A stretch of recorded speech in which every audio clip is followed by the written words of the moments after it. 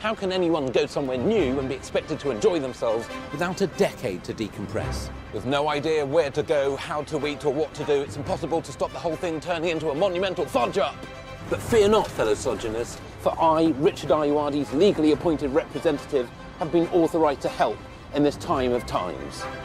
Accompanied by a whole quiver of well-known faces, I'm going to take you hurtling through a foolproof maxi mini-break. This is travel without mercy. This eve, 48 hours in Moscow. Stacked high with history, culture and oligarchy, a person of thrift could secure a weekend in Moscow for close to £1,200,000. Accompanying me on this two-day sojourn is a man on the scale of a Russian futurist statue, the formidable actor and comedian Greg Davies.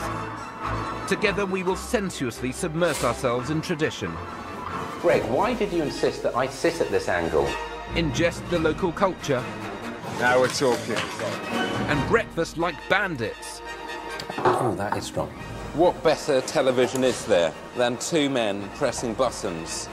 Bang. We're here, but should we have come? To visit Moscow, you need to apply for a visa, which involves a whole fountain of faff. Faff can be quelled by taking a package holiday, but this isn't Package Man. That shows in development with a more accessible host. So we cop our visas and touch down. Greg Davies, thanks for joining me in Moscow. Thanks for having me here. Why are we here, Richard? Well, I'll tell you why. Moscow dropped onto the world scene about a millennium ago, and it's been invaded, besieged or revolutionised at least once a century ever since. It was recently voted the most unfriendly city in the world, which immediately endears me to it. And, mercifully, Russian children are taught not to smile at school, because it's not charming, it's actually quite needy. Our first destination is Red Square. Oft described as the heart of Moscow and even all Russia, it's been the scene of May Day parades, public executions and, chillingly, a Shakira concert. Well, Greg, we're in Red Square. We are. How do you feel? I feel powerful. You look powerful. Thank you very much. I feel strangely at home. I am Russian by height. Yeah. The Russian word for red, krasny, originally meant beautiful and has only come to mean red in more recent times.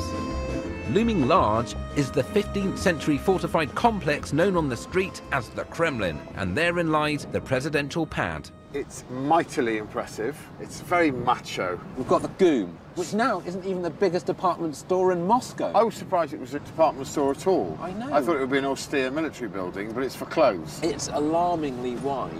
That's St. Basil's. St. Basil's Cathedral was built in the 16th century during the reign of Ivan the Terrible, whose name limits interpretation of his character. Red Square also allows you access to the Russian History Museum and Lenin's tomb, making it a sound opening salvo for the tourists looking to ram a whole case of culture down their gullet. I like it. I like it here. Pretty much within 20 seconds, we've taken in all we need to take in. I don't know where everyone's gone.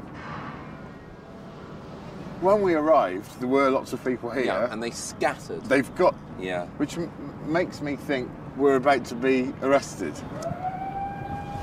That's state police intervening after that comment. Yeah. Mercifully, the police aren't on my back again, but we have been very much interrupted by a fleet of World War II military vehicles practicing for the Russian Military Day of Honor parade. So, like the decrepit tanks we are, we make a tactical retreat. So would you recommend walking in on a Second World War military display in Red Square as something to do when everyone else comes to Moscow? Absolutely. Number one on my list so You've far. got to do it. Yeah. You've just got to do it. Well, I imagine you've got other treats in store for me.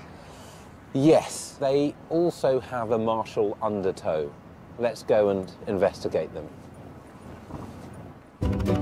There's a well-impressive 450 museums in Moscow, but there's only one that celebrates the Cold War battle for spaceflight supremacy, giving it a capitalistic monopoly on actual shiz that has been in space, which is why we're bearing down on the Cosmonaut Museum. We are being given a tour by Daria, who is keen to gauge the level of our space knowledge. You know what's there? That. The moon. Yeah, great. Yeah. Okay, that's the It's moon. the moon. Okay. Right, Okay. I know that. We're really going back to basics. Daria is taking us inside a replica of the Mir space station. The original Mir was launched in 1986 and could orbit the Earth in just over 90 minutes, which is half the time it takes to get across London, which is smaller than space. What's interesting we can see here, firstly, is the sleeping bag. Yes, but they're sleeping upright. Yeah, cosmonauts don't know where is up and where is, matter. and where is down. What's happening to your brain at that stage when you have no orientation? I think it's probably a little bit like having a tooth missing. You just adjust. That sounded too specific all to be I've got. just a general example. That's all I've got. Also, you can look there. You know what's this? This is Yes, a toilet. That's a toilet. Yeah, this is space toilet. This is very similar to my toilet at home. Oh, really? Yeah, And you know, it works like a vacuum cleaner. exactly like Yeah, mine. this. You have the vacuum toilet Exactly like mine. through Yeah. choice, don't you? Not through choice, through medical advice. I see. To complete the immersive cosmonaut experience, visitors can sample genuine space food. It looks delicious. This is meat. Yes, One of them. What's for dessert? cracker, Oh, iris, Okay. marmelade. what's that? Iris, marmelade. Any fruit? It's good. Bush. It's very good. Our astronomical fare duly secured, we can finally start squirting our first course onto some dry crackers. That's a long, hard space trip. I can see why they need that space toilet. Can we have some meat and veg before we Try move on some to our meat. dessert? Oh, no. Oh, that's a shame. Oh, dear. That's going to be floating all around. I would be able to, Yeah, in space, of course. that's going to end up a horrible gif. Really squeeze it. Oh, that's a shame. Oh, dear. Yield. No. You know you're failing phase 1 of the cosmonauts training program. Let's have some pudding. No, no. I think it's a drink, maybe. It might be a drink. It wasn't made clear to me at the No. space station. How's that? Good? No, no. It's the antithesis of good. Okay. Your drink's leaking all over the shuttle. We've done all we can with history and science, so we rotate our periscopes to pop culture. Moscow is the 4th most congested city on Earth, and this entirely unevocative stat has meant we've decided to hop on the metro with all its Stalin-era barockery. What do you think of the Baroque ceiling, first made in 1935? Genuinely impressive. Yeah. And it has the added bonus of being historically fascinating and reminding me of all my Frankie Goes to Hollywood 12 inches. Sure. The intricate ceilings are but one of the reasons that the Moscow metro stations are rated among the most beautiful in the world by a rating system whose methodology should not be questioned too closely. I think it's better than Cockfosters. Get out. I do think that. You've not been to Cockfosters recently. I have been to Cockfosters Have you? recently. There was nothing for me to rub for luck. Like this dog Like snapped. that dog snagged. Very lucky. Go on. But not as lucky as this loading mechanism of the gun. This is a germaphobe's delight. I don't like it. Give the dog's nose a rub. This lady has. Look. Now, Yeah. she's off to play the lottery now. Yeah. Horribly killed by a train. I'm not so sure.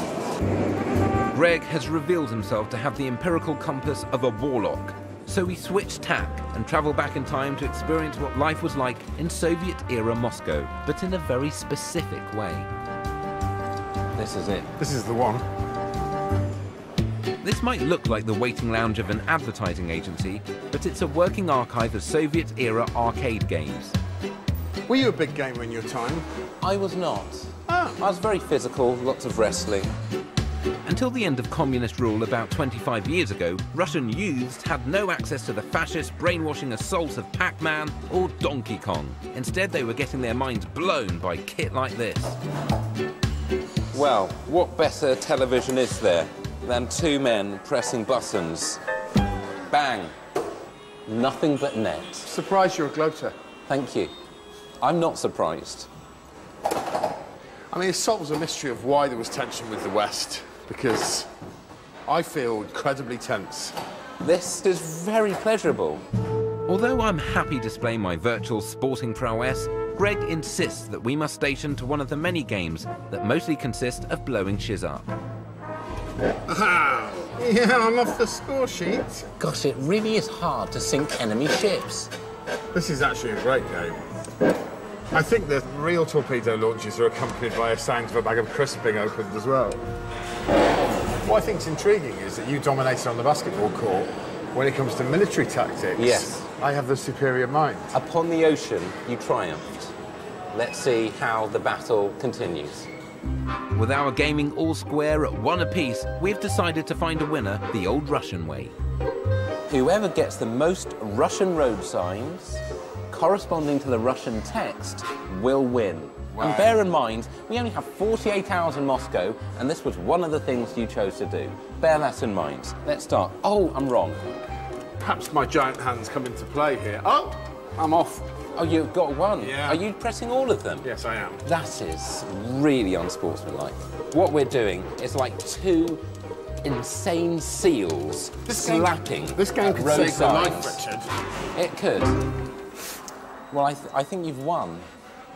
None of A us. random event caused No you one to here win. has won. I think television's won. I think television has beaten us. As the eve envelops us, our thoughts turn to culture and pretending to care about it. Moscow is rightly renowned for its theatre, ballet and circus. But these events are exhaustingly time-hungry, so we're going to something which combines all three. I'm sorry, Richard, what is this? It's a cat circus. It's a cat circus, Greg. There's a fine line between kooky and really worrying. And creepy. The Cat Theatre quarters over 200 cats spanning 38 breeds, and, unsurprisingly, the theatre is one of the only of its kind on the planet. This cat is just trying to survive. I said Bolshoi Ballet. We're in, you wouldn't know. Cat circus. I've heard It'll about be the kooky. cat circus. As the show builds towards what we hope is a close, things are beginning to take a troubling turn. I'm losing my... I'm not sure how much more I can take of this. There's hundreds of cats on the crystal ball. You know, we have limited time, and I feel this could go on forever. As you wish. I'm leaving. I'm coming. I've got to.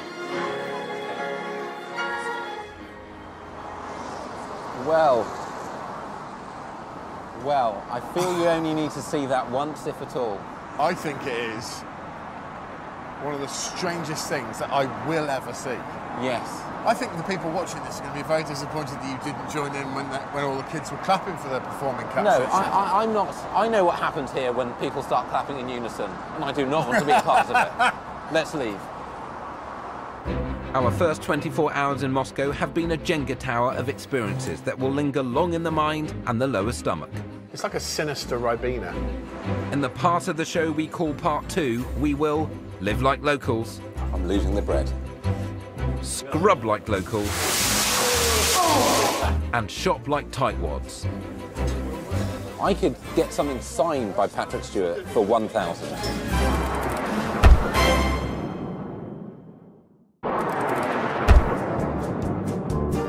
We are halfway through our morally serious rampage through the alluring architecture and heady history of Moscow.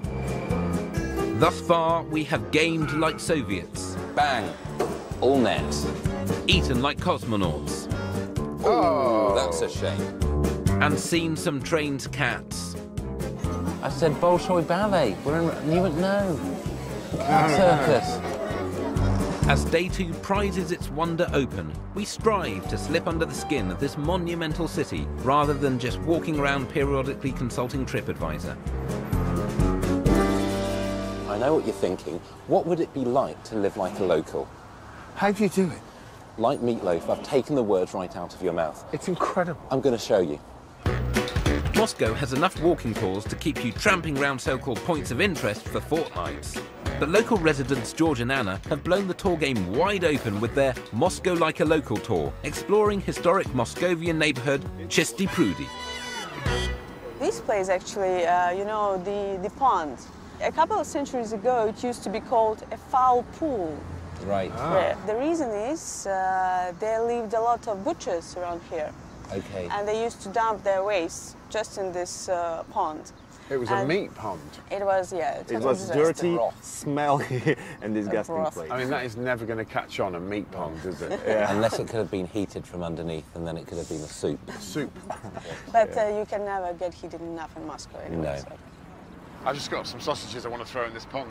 Yeah, not now. Like maybe 2 centuries earlier. Not only does the tour take in former meat ponds, but also food-based architecture. We are near the egg house. It looks like it could take off.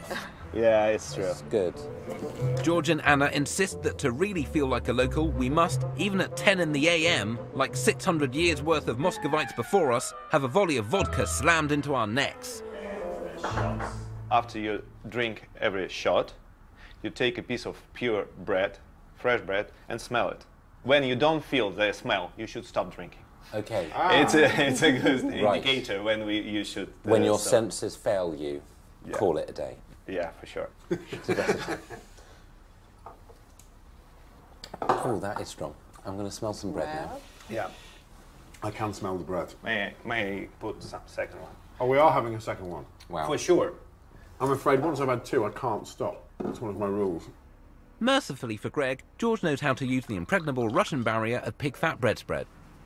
It's a fat, so it will accumulate alcohol inside your stomach, and you won't be drunk. And so the Okay. fat is to soak up the alcohol. Yeah. I'm already feeling it. That's all I can do. I'm losing the bread. The bread's lost. I'm having a lovely morning. Thank you. If you want to have a lovely morning in Russia, Yes. start with a couple shots, take Yeah. a pickle, Yeah. and go for a walk. And then just try and operate that forklift. Yeah. Thank you for having us. Thank you, yeah. Dangerously drowsy and chilled to ourselves, we march on to enmesh ourselves in further events. Where are we going? We're going to a bathhouse. Right. Pushkin, Tolstoy and Chekhov are mainly known for how seriously they took their toilet, and part of their rightly celebrated skincare regime involved the patronage of these baths, which is still an active part of Moscow culture at this very moment. The great and the only so-so can broil together, bonded by the belief that all men are equal when undressed.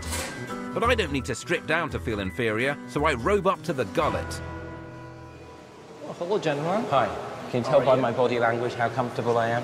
Yes. Yeah. Is this the proper appearance? Yes, of course. Presumably I will be incredibly cool and relaxed because I'm wearing this hat, whereas hat. Richard will be horribly uncomfortable. Yeah. We advise all clients to wear it. Okay. Let's In go there? to the steam room. Okay. Don't forget your hat. Yuri is taking us for a speciality of these baths, a birch leaf treatment that is supposed to improve circulation. Greg volunteers with giddying eagerness. Greg, why did you insist that I sit at this angle? Because for me, this is a bad angle. I am not engaging with this.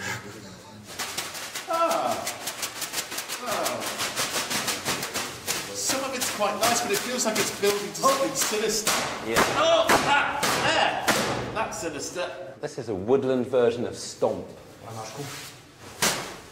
I imagine this looks... It doesn't look good, Greg. This is nice. Ah, Wow. I deserve this. Bang. With Greg bewacked into new strata of sensation, he moves with unearthly alacrity to the traditional post-steam ice-cold douche. There are people who work here in the background actively laughing. Ready? Go.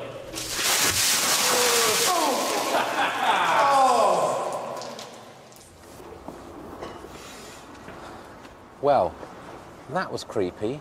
How do you feel about it? I went in there with a tick list of 3 things, Richard. Okay. I Tell me want- what was on the tick list. I wanted to wear a hat, maybe look like a sinister children's character. Tick. I wanted topless men to thrash me with sticks. Tick. And then I wanted to be driven close to a heart attack with ice cold water. Well, that's excellent news for the tick chart because so much that's for- 3 ticks. I think let's go on, let's explore. There might even be more to Moscow than that. There doesn't seem much point, but but let's try. let's soldier on. Here we go. Right. Feeling more authentic than mid-period Matthew McConaughey, we look for objects that can commemorate our sojourn. Our dear companion Google Maps predicts a 33-min taxi journey. Time enough for Greg and I to contemplate the cultural influences of the West on Moscow since the collapse of the Iron Curtain. Do you think Tears for Fears were big in Moscow? Where weren't Tears for Fears big? That music will not be denied. Maybe if you start singing, everybody wants to rule the world. Let it all out! It's incredible.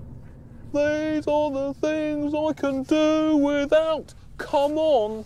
The driver doesn't seem to be joining in. No, he doesn't. You don't have to shout. Let it all out.